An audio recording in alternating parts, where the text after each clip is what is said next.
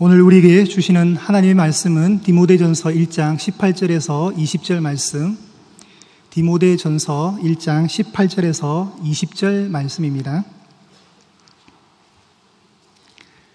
제가 말씀을 봉독하겠습니다. 아들 디모데야, 내가 내게 이 교훈으로서 명하노니 전에 너를 지도한 예언을 따라 그것으로 선한 싸움을 싸우고 믿음과 착한 양심을 가지라. 어떤 이들은 이 양심을 버렸고 그 믿음에 관하여서는 파선하였느니라. 그 가운데 후메네오와 알렉산더가 있으니 내가 사탄에게 내준 것은 그들로 훈계를 받아 신성을 모독하지 못하게 하려 함이라. 아멘.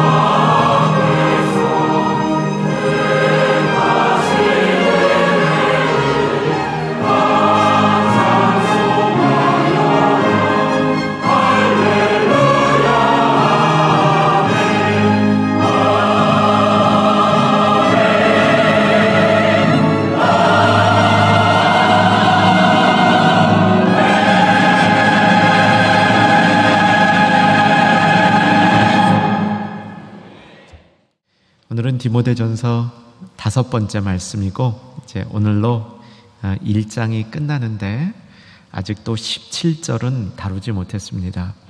실제로 이 17절이 디모데전서 가운데는 아주 중요한 구절인데 제가 아껴두고 있습니다. 오늘은 18절서부터 20절까지 말씀인데 디모데전서가 쓰여진 배경이 되는 교회가 에베소 교회입니다. 이 성경에 보면 에베소서가 있죠. 그래서 그 에베소서하고도 관련이 되어 있는데 바울은 에베소 교회에 중요한 문제가 있다는 것을 알면서도 그 교회에 직접 가지 않습니다. 대신에 아들 디모데, 오늘 본문 시작할 때 아들 디모데야 이렇게 얘기하는데 영적인 아들 디모데를 대신 에베소에 보내고 자신은 북쪽에 있는 마게도니아라는 곳으로 간다. 아마 빌립보 교회인 것 같아요. 그곳에서 디모데에게 편지를 쓰면서 에베소 교회에 있었던 문제를 다루게 됩니다. 그 문제의 핵심이 3절에 등장하는 다른 교훈이었다. 누차 말씀드렸습니다. 바울이 증거하고 싶었던 것은 다른 교훈이 아니라 바른 교훈이었습니다. 10절에 나오고요. 바른 교훈의 이 기반에는 영광의 복음이 담겨 있고 12절에서 17절 사이에 영광의 복음 바른 교훈을 가지고 살아가던 자신의 간증이 기록이 되어 있습니다. 오늘 18절에는 다른 복음이 영향을 미쳤을 때 일어나는 현상인데 그 대표적인 현상이 믿음이 파손하는 것이다. 이렇게 이야기하고 있습니다. 사랑하는 여러분, 그래서 오늘 우리가 마음속에 꼭 담아야 될 교훈은 파선하지 않는 믿음입니다. 바울은 파산이라고 얘기하지 않고 파선이라고 얘기했는데 아마도 제 추측에 바울이 사업을 했다면 파산이라고 기록했을 것 같아요. 근데 바울은 사업을 하지 않았기 때문에 파산이 아니라 파선, 배가 난파되었다, 배가 망가졌다, 이렇게 믿음이 망가진 모습을 배가 망가진 모습에 비유해서 얘기하고 있습니다. 이유가 있죠. 바울은 배를 참 많이 타고 다녔습니다. 아마도 뱃사람들 못지않게 배를 많이 탔던 것 같아요. 그가 탔던 배는 고기잡이 배가 아니라 이동하기 위한 여객선이었습니다. 구약 성경 초기부터 배에서 일어나는 배와 관련된 가르침들이 나오는데 노아의 가르침이죠. 방주는 구원을 뜻하죠. 교회를 뜻하죠. 방주 안에 있다는 말이 믿음 안에 있다는 말이다. 이렇게 얘기가 되고요. 또 요나 이야기에도 배가 파손된 이야기가 나오는데 예수님도 그 고기잡이 배를 타고 가다가 제자들과 풍랑 만나는 이야기가 있는데 가장 많은 배에 관련된 이야기는 바울이 쓰고 있습니다. 바울은 배를 타고 다니면서 유익한 점도 참 많았던 것 같아요. 배를 기다리면서 그 시간에 묵상을 하고 배 속에서 혼자 있으면서 하나님과 독대를 하는 그런 시간을 가졌는데 누구보다도 배가 난파되었을 때, 배가 제 기능을 못할 때 인생이 얼마나 위험한 것인가를 알았던 겁니다. 그래서 믿음이 파손된 모습, 믿음이 망가진 모습을 배가 파손된 것에 빗대고 있는 거죠. 자, 제가 한 성경 구절을 소개해드리고 싶은데 자막으로 보시면 될 것 같아요. 고린도후서 11장 25절입니다. 자막으로 보겠습니다. 같이 한번 읽겠습니다. 3번 태장으로 맞고 1번 돌로 맞고 3번 파선하고 1주야를 깊은 바다에서 지냈으며, 바울이 자신이 복음을 전하면서 고생한 이야기를 이 대목에서 요약하고 있는데 3가지로 얘기를 합니다. 태장을 3번 맞았다는 겁니다. 이 태장이 뭐냐면요, 죽을 때까지 때리는 겁니다. 근데 죽으면 안 되니까 죽기 일보 직전에 멈추는 겁니다. 그래서 사람의 육체가 견딜 수 있는 이 매 개수를 정해놓고 그거보다 한 대 덜 때리는 게 태장입니다. 그 다음에 돌 맞아 죽을 뻔했고, 한번 여러분 이 장면을 내가 그 자리에 있다고 생각해 보면 돌 맞아 죽는 게 얼마나 수치스럽고 얼마나 참 억울할까 생각해 보면, 지나가는 돌 한 대만 맞아도 참 속상한데 그걸 그냥 여러 사람이 이 돌을 던져서 죽으라고 던지면요, 그때 사람의 이 심경이라는 것은 정말 비참하게 이를 데 없을 것 같습니다. 그런 일도 당했고, 그 다음에 3번 뭐 했고요? 파선했고, 배를 타고 다니면서 그 배가 좌초돼서 이 난파될 만한 죽을 뻔한 고비를 3번 넘겼고 얘기를 하는데, 바울이 대표적으로 배를 타고 가다가 배가 풍랑 만난 사건은 사도행전 26장에 나오는 유라굴로 사건입니다. 금요 디도 강해 때 그 얘기를 많이 다뤘죠. 근데 그 사건 이전에 이미 3번 난파를 당한 겁니다. 고린도 후서는 사도행전 26장보다 먼저 쓰여진 거죠. 여러 번 당했다는 겁니다. 내려주시고요. 그러면 이 비유인 믿음에 파선했다는 것은 무슨 의미일까? 오늘 그 말씀을 찾아보는 겁니다. 자, 다시 한번 우리 본문 속으로 들어와 보겠습니다. 본문 18절을 보시면 같이 한번 18절을 읽겠습니다. 시작. 아들 디모데야, 내가 내게 이 교훈으로서 명하노니 전에 너를 지도하던 예언을 따라 그것으로 선한 싸움을 싸우며. 바울은 다른 교훈과 다른 교훈을 비교하면서 다른 교훈이 팽배해 있는 시기 안에 바른 교훈을 붙들고 살라, 그 모습을 선한 싸움을 싸우는 모습에 빗대어 얘기하면서 그 다음에 믿음과 착한 양심을 가지라, 어떤 이들은 이 양심을 버렸고 그 다음에 그 믿음에 관하여 파선하였느니라. 20절에 보면 믿음이 파선한 사람을 구체적으로 거명하고 있습니다. 실명 거명입니다. 사실 성경에 이름 나오는 것이 신나는 일인데 가끔은 이름이 안 나왔으면 좋겠다 하는 부끄러운 사람들 이름도 나오는데 대표적인 사람들입니다. 후메네오와 알렉산더 두 사람이 있었는데, 이 후메네오는요 지독하게 교회를 어렵게 한 사람 같아요. 교회를 어렵게 했다는 얘기가 한 번 나오는 게 아니라 디모데 후서에 또 나옵니다. 이렇게 본문에 보면 후메네오와 알렉산더를 사탄에게 내어주었다. 좀 이해하기가 어렵죠. 그래서 그들로 하여금 신성을 모독하지 못하게 했다, 이렇게 돼 있는데, 이 부분에 관해서 주석가들의 이야기를 보면 사탄에 내어줬다는 것을 사단이 자유롭게 활동하는 영역에 내버려 두었다, 이렇게 주석을 합니다. 이는 교회의 권증을 뜻한다 얘기하고요, 회개하지 않는 죄의 막중함을 보여주는데, 결국은 알렉산더와 후메네오가 하나님 앞에 돌아올 수 있도록 길을 제공하는 극약 처방법이었다, 이렇게 주석가들은 주석을 달고 있습니다. 어쨌든 믿음에 파선하는 경우가 있었다는 것이고, 믿음에 파선한 사람들이 하나님의 교회에 많은 악영향을 주었다라고 얘기합니다. 오늘 저와 여러분은 이 말씀을 대하면서 믿음에 파선한 게 무엇인가? 내 믿음은 혹시 파선한 것 아닌가? 만약 내 믿음이 파선일보의 직전에 있다면 나는 어떻게 해야 되는가? 이 교훈들을 마음속에 담아 갈 수 있기를 바랍니다. 믿음이 파선했다는 것은 믿음이 작동하지 않은 상태를 얘기합니다. 믿음은 크게 두 가지로 쓰일 수 있습니다. 첫째는 적극적인 거죠. 나의 신앙생활이 나의 삶의 모든 부분에 적용되는 겁니다. 성숙한 신앙이죠.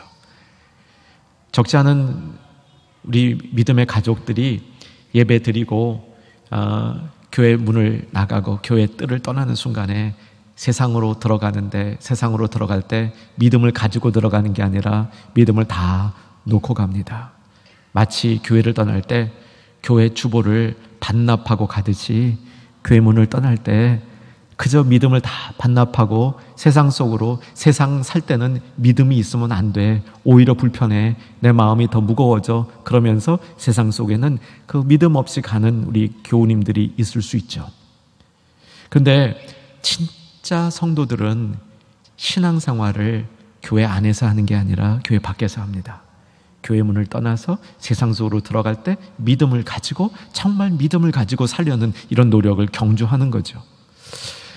이런 믿음이 있는 분들은 귀한 믿음을 가진 믿음의 용사들인데, 혹 그렇지 않다 하더라도 오늘 예배드리는 모든 충현의 가족들은 꼭 필요할 때만큼은 믿음이 작동하는 그런 믿음을 갖고 계시기를 주 안에서 소망합니다. 정말 믿음이 필요한 시기에 믿음이 작동하지 않는다면 이것은 큰 낭패입니다. 그렇지 않아요? 오래 신앙생활 한 분 중에 그런 분 있을 수 있어요. 나는 믿음의 보루가 있어. 마지막에는 하나님이 날 지켜주셔. 그런데 그런 순간이 왔는데 작동 안 하는 거야. 어떡하실 거예요? 그런데 그게 마지막 순간이야. 심판대 앞에서 작동을 안 해. 그럼 어떡하시겠어요?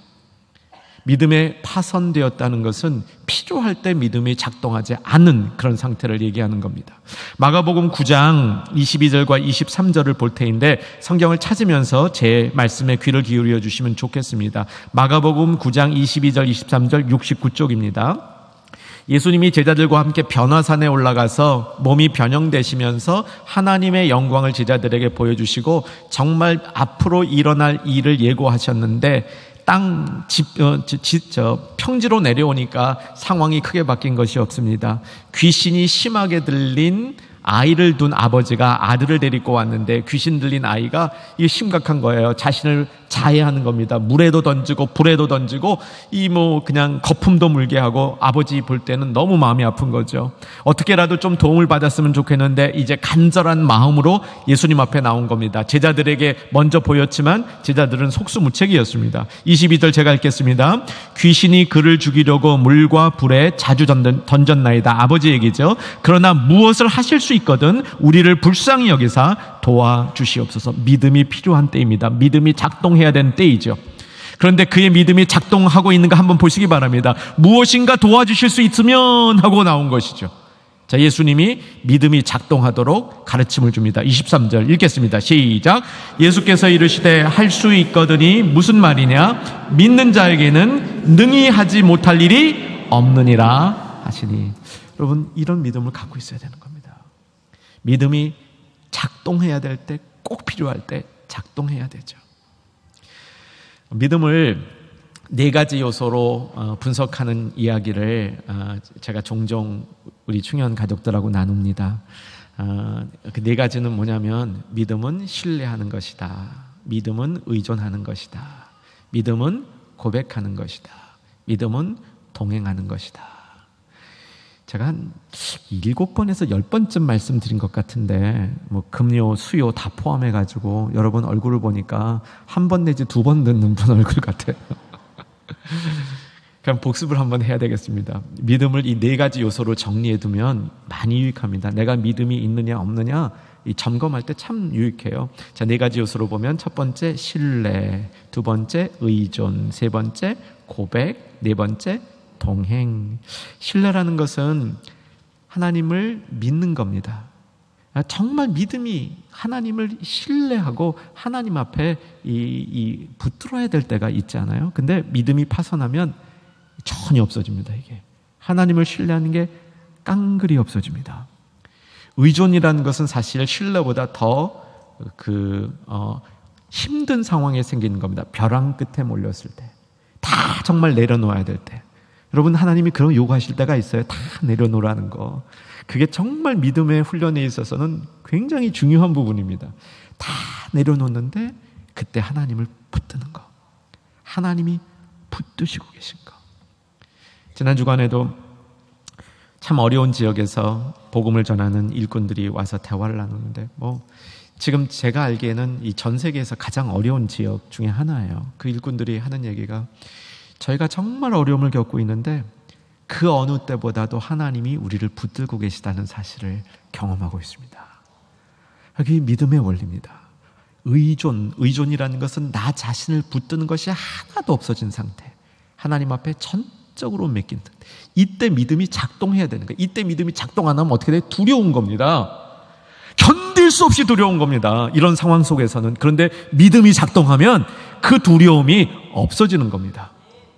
마가복음 6장에 보면 야이로라는 회당장이 죽어가는 딸 때문에 예수님 앞에 와서 도움을 청한 적이 있었고 예수님이 그 집으로 이동하는 중에 12해 동안 혈루병을 앓던 여인이 끼어들어가지고 이 이동이 연기된 적이 있었습니다. 이동이 연기되는 바람에 딸이 죽었습니다. 딸이 죽었다는 그 소식을 들었잖아요. 그때 예수님이 뭐라 그랬다고요? 두려워하지 말고 믿기만 하라. 벼랑 끝에 몰려있을 때, 다 내려올렸을 때 두려워하지 말고 믿기만 하라. 믿음이 작동하는 순간입니다.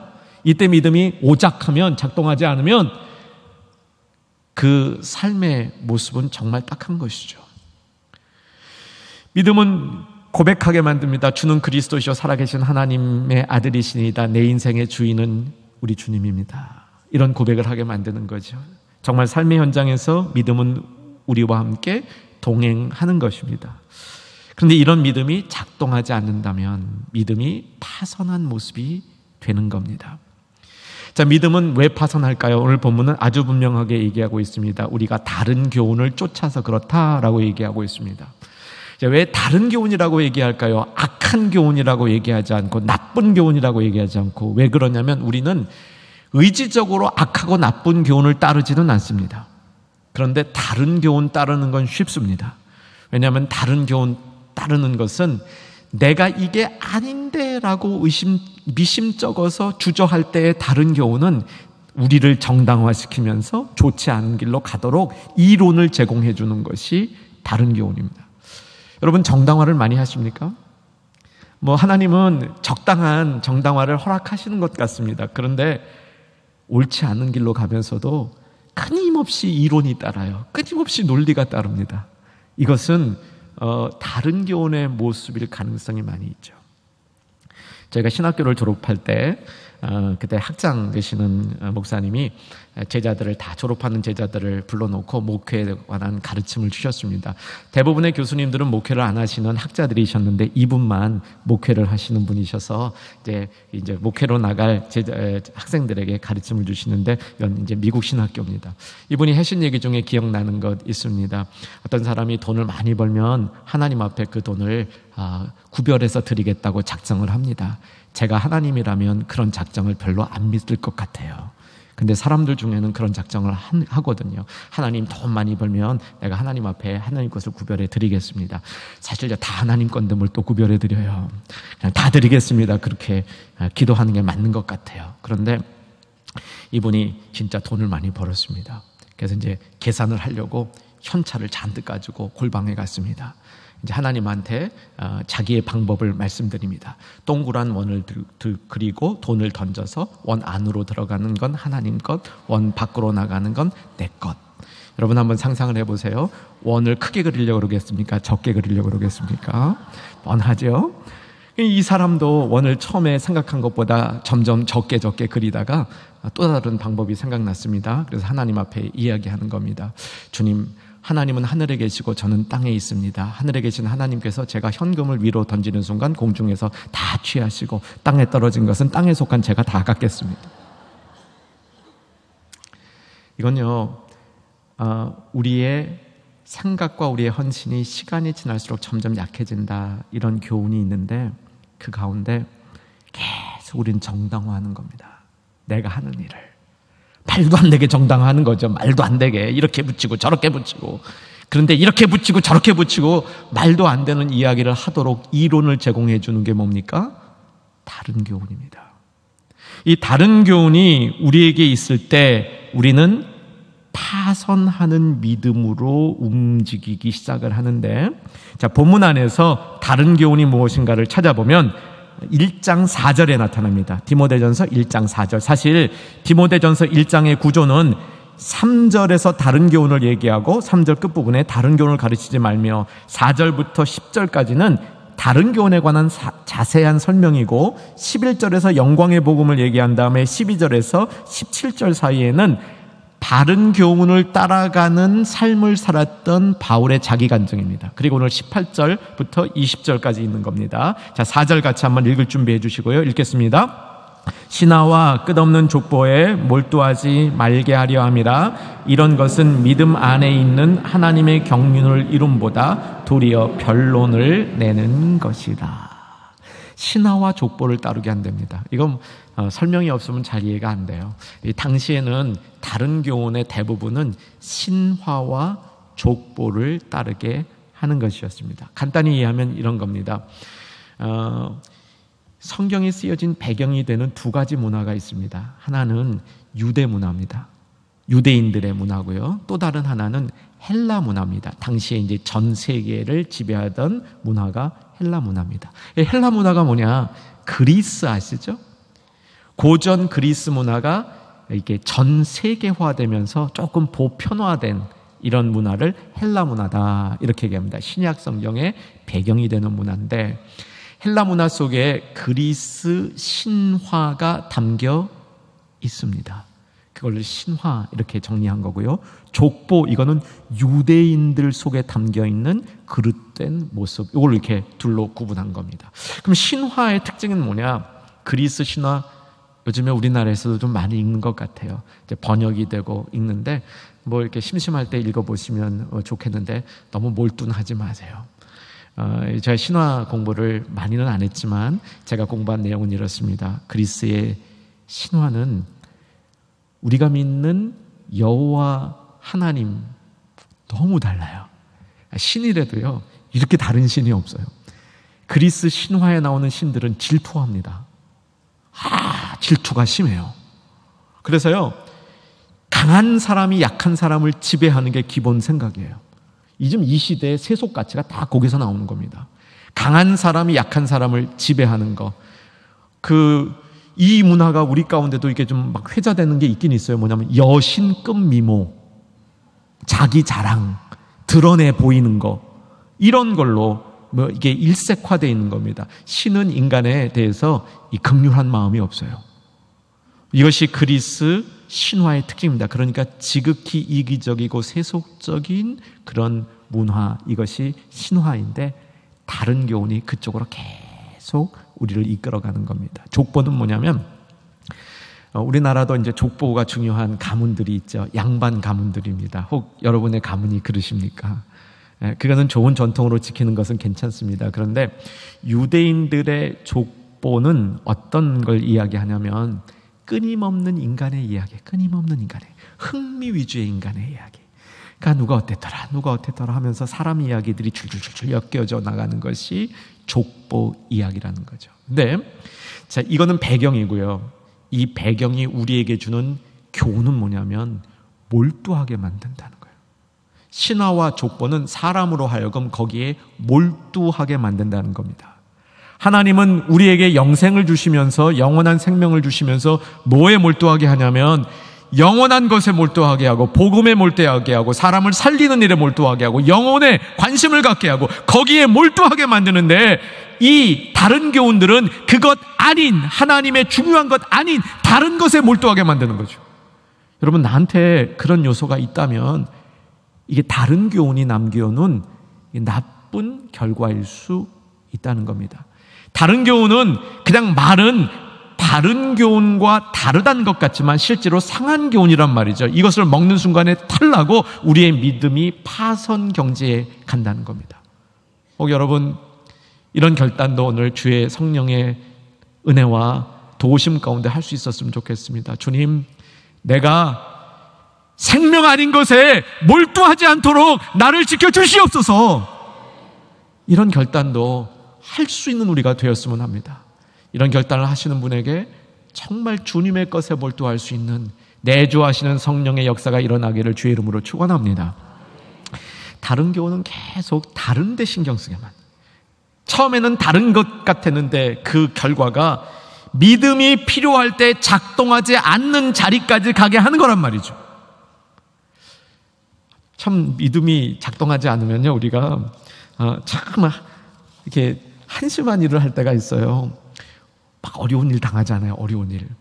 막 어려운 일 당하면요, 그 어려운 일 딱 당하는 순간에 하나님 앞에 나가서 기도해야지라는 생각이 안 들고요, 나한테 도와줄 사람 누구지? 그 생각이 먼저 들어요. 그러면 이게 믿음이 작동하지 않기 시작한 겁니다. 나에게 어려움이 있을 때 이 어려움을 당하면서 제일 먼저 주님 앞에 나갈 수 있어야죠. 주님, 이 뜻이 무엇입니까? 제가 어떻게 해야 됩니까? 제가 또 지혜가 부족합니다. 주님, 지혜를 주시옵소서. 이러고 나가야죠. 나 도와줄 사람 어디 있나? 그 사람 전화번호 내가 갖고 있나? 내 입력이 돼 있나 안 있나? 이런 거 먼저 찾으면 우리의 신앙의 모습이 바른 모습은 분명히 아닌 겁니다. 믿음이 바로 서려면, 우리 오늘 믿음이 바로 서려면 거짓 없는 믿음을 가지도록 노력해야 됩니다. 1장 5절 말씀이죠. 우리 참 마음에 잘 깊게 담았던 말씀이죠. 1장 5절 말씀 다시 한번 돌아가서 이 말씀을 읽어보도록 합니다. 읽겠습니다. 이 교훈의 목적은 청결한 마음과 선한 양심과 거짓이 없는 믿음에서 나오는 사랑이거늘 거짓이 없는 믿음. 이때 말씀 전했던 얘기를 요약하면 거짓이 없는 믿음은 위장하지 않는 믿음이다. 그러면서 이 위장, 화장, 연령별 화장법, 그땐 재밌게 들으시고 다 까먹으셨죠? 근데 위장하지 않아야 돼요. 연기하지 않아야 돼요. 연기. 믿음을 갖고 연기하면 안 됩니다. 믿음을 가지고는요, 믿음이 있는데 없는 척해도 안 되고요, 믿음이 없는데 있는 척해도 안 돼요. 우리는 어떤지 아세요? 적지 않은 분들이요, 교회에 오면 없는데 있는 척하고요, 믿음이 세상에 나가면 있는데 없는 척해요. 그렇죠? 세상에 나가면은 참 믿음이 없는 것처럼 내가 행동할 때 있습니다. 근데 교회에 와서는 또 없는 믿음이 있는 것처럼 막 또 과장을 하고, 그런 경우 있죠. 거짓 없는 믿음이 있어야 믿음이 파산하지 않습니다. 사랑하는 여러분, 축복합니다. 하나님의 것은 진실하고 허물이 없어야 오래갑니다. 거짓 없는 믿음이 있어야 평생 하나님 앞에 바르게 믿음으로 설 수 있고, 우리의 신앙이 연수를 더할수록 더 아름다운 믿음으로 발전할 수 있는 줄로 봐주시기 바랍니다. 그래서 거짓 없는 믿음으로 우리가 설 때 이 거짓 없는 믿음을 지키기 위해서 오늘 본문에서 하나 추가로 얘기해 주는 것이 양심과 믿음이 관련이 있다고 얘기를 합니다. 요거는 이제 이 디모데전서 후서 요 부분에서만 집중적으로 나오는 것인데, 바울은 어떻게 보고 있냐면, 우리의 믿음이 혹시 미혹되어서 작동하지 않을 때라도 양심은 작용할 수 있을 수 있다는 겁니다. 그래서 양심을 착하게 선하게 가진 사람은 믿음을 보존하는데 도움이 된다고 얘기를 한 겁니다. 양심으로 구원 못 얻습니다. 그런데 양심이 착한 사람은 믿음을 보존하는데 유익이 있다, 이렇게 이야기를 해주고 있는 것이죠. 양심을 이제 팔면 안 되죠.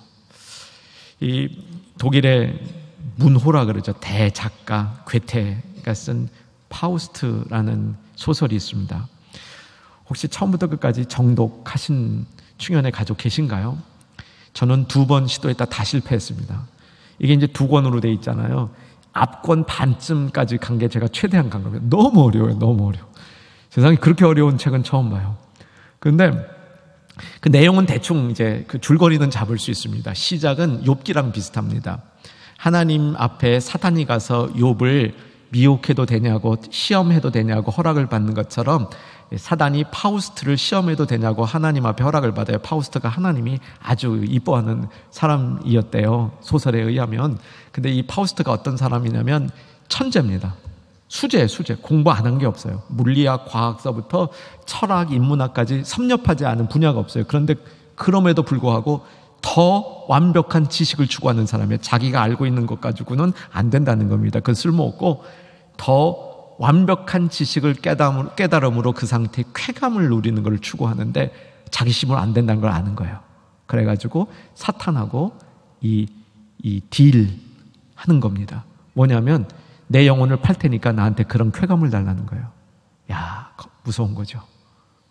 이 양심 파는 겁니다. 양심 파는 거, 영혼을 파는 거, 양심 파는 거. 믿음이 파산할 때에는 양심조차 작동이 안 하는 겁니다. 사랑하는 여러분, 마음속에 정말 소원이 있었으면 좋겠습니다. 내 믿음 절대로 파산하지 않기를 원합니다. 이런 마음이 우리한테 있어야 됩니다.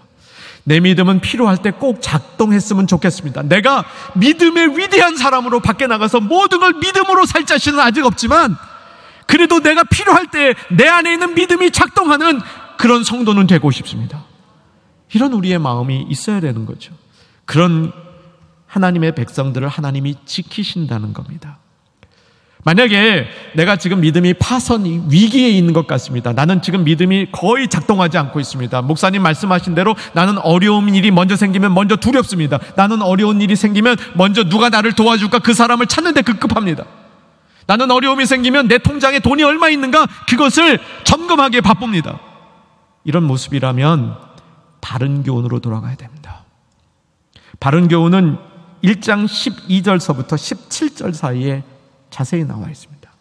바른 교훈으로 돌아가서 정말 영광의 복음이 나를 붙들어서 내가 충성되지 않았을 때, 내가 믿음이 없는 것 같았을 때 충성되이 여겨서 나를 불러주신 주님, 그 주님 앞에 다시 내가 겸손하게 설 때 우리 주님은요, 우리 믿음이 파손하지 않기를 원하십니다.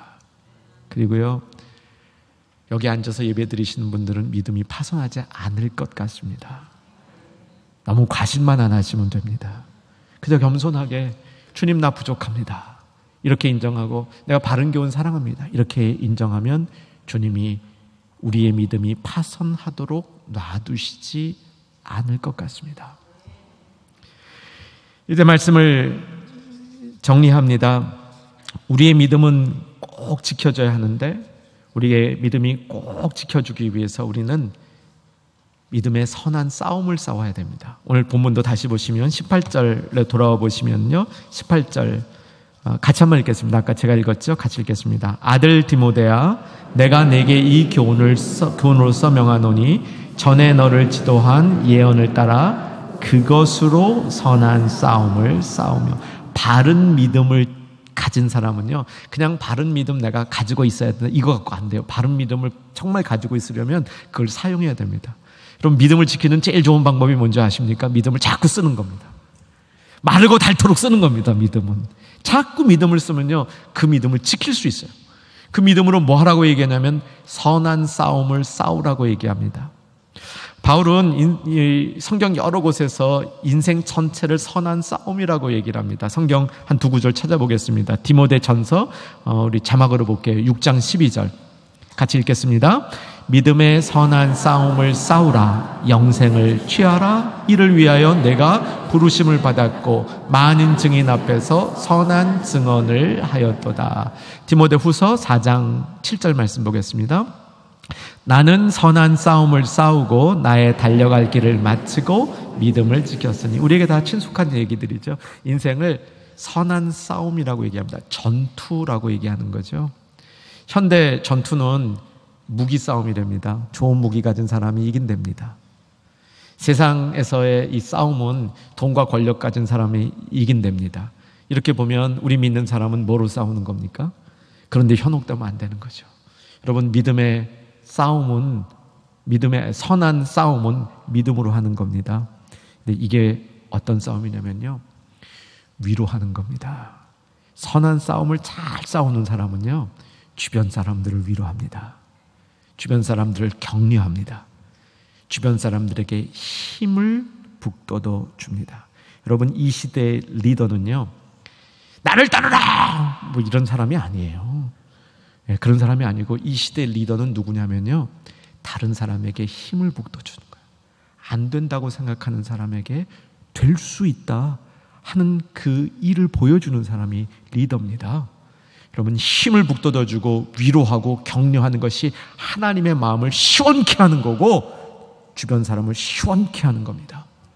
사랑하는 여러분, 정말 믿음을 지키겠다, 이 결단이 오늘 다시 한번 생기기를 주 안에서 소망합니다. 믿음을 지키려면 거짓 없는 믿음을 가지고 그 믿음으로 선한 싸움을 싸워가야 됩니다. 양심을 선하게 지키는 일에 우리가 집중해야 됩니다. 이런 과정 속에 주변 사람들을 위로하고 힘을 주는 충현의 가족들, 충현교회 되기를 주의 이름으로 축원합니다. 믿음의 근원 되신 구주 예수 그리스도의 은혜와 하나님 아버지의 크신 사랑과 성령님의 내주교통 위로 충만케 하심이 파선 없는 믿음으로 주 앞에 이르기를 소망한 주의 백성들 위해 이제로부터 영원토록 함께 있을지어다.